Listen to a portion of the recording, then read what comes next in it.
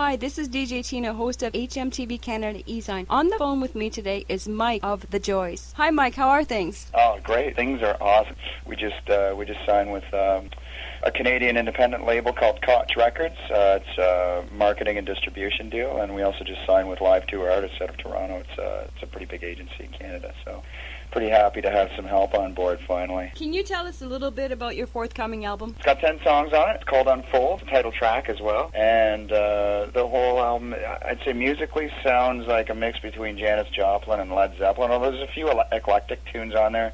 There's one called Come Alive. It's got kind of a funky vibe, too, with a Hammond organ and wah-wah, kind of like porno music. So there's a few surprises in there. The general theme of the album is about the cycle of life, because the whole time we were recording, it took us about a year and a half to write and record with all the pre-production and everything involved.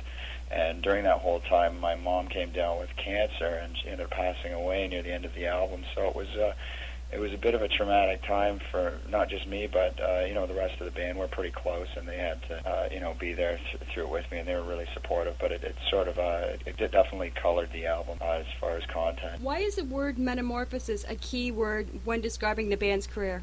I think it's because it constantly changes what we have to deal with and challenges that we're faced with every day. And I think that sort of might describe everybody's life. I mean, if we're going to survive on any kind of level, we have to adapt and change to whatever, a new job or having a baby or having somebody die. There's always adjustments in life, so you're always metamorphosizing. Is that a word? Morphing. Metamorphosis. Yeah, metamorphosising things. Okay, how did your track Make No Mistake About It portray the Joys like a marriage? It is like a marriage because if you think about it, there's 4 people traveling around in a group all the time, and we have to work through our differences, whether they're business or personal, because they all sort of intertwine. It's not like a regular job where you can go home at the end of the day and not see the person, because after a show, we'll travel in the van all day, play a show, and then at the end of the show, we're still at the point where we're sharing hotel rooms. We might get like 2 hotel rooms and 2 to a room, so we never really get away from each other. But when we try to give each other space and live as independently as we can in that kind of situation. What are the sea of changes the Joys experience? A few member changes, disagreements. We've like anything. I think we've had some pretty crazy challenges, like wondering if we could keep doing it because we're playing some shithole in the middle of nowhere and not making any money. But and then there's great times where we get a record deal or receive a gold record award for selling 5,000 singles in Canada. So I don't know. It's been all over the place. And the current lineup of the band is now?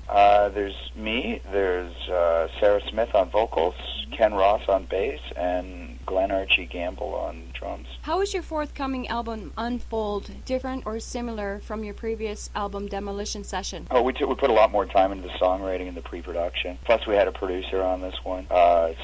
Some great guest artists on keyboards, piano, singing.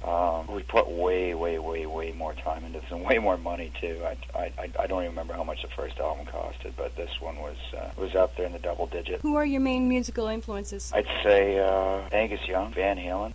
For guitar playing, I'd say like all the big guitar players you can think of, like Eric Clapton and all those guys. But when it comes down to songwriting, I draw from all kinds of influences, like Coldplay and Supertramp and Boston and who else? Bad Company. All those great songwriter bands. They had great songs you could sing along to and remember, and they had hooks in them and great vocals. Those are the kind of songs that I remember, and those are the ones that sort of color what I come up with as far as songwriting goes. Who writes all the Joy songs? I think everybody in the band contributes a bit. Sometimes Sarah will come in with a chord structure and some lyrics, and then we'll get together as either her and I or the whole band, and we'll build it up that way. The great thing about this last album is everybody contributed something to each song, so I wouldn't say there's any one writer. There's different people have contributed different amounts and different things to each song, but there's no one way that we approached it. What do you express in your lyrical content in most of your albums? I can answer that for one song. There's one song on the album called I'll Be Here, and I wrote that for my girlfriend when I started dating her. I fell in love with her. She's an awesome girl, and she's like my soulmate, so I wrote a song about how when I'm on the road or she's gone to work, how how I just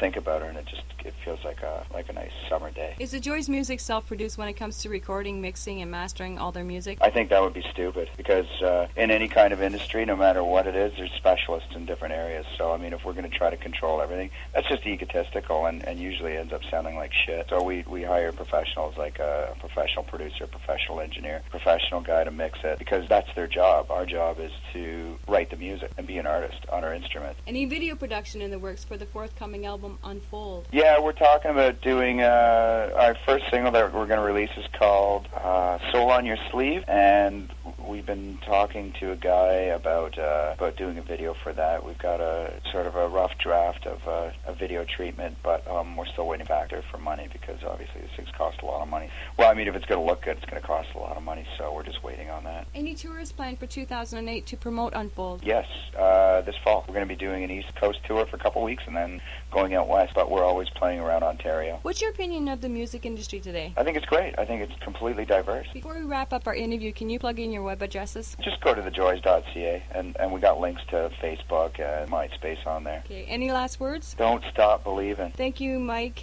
for allowing our E-Zine to interview the Joys. You rock. Thanks, Tina. It was wonderful.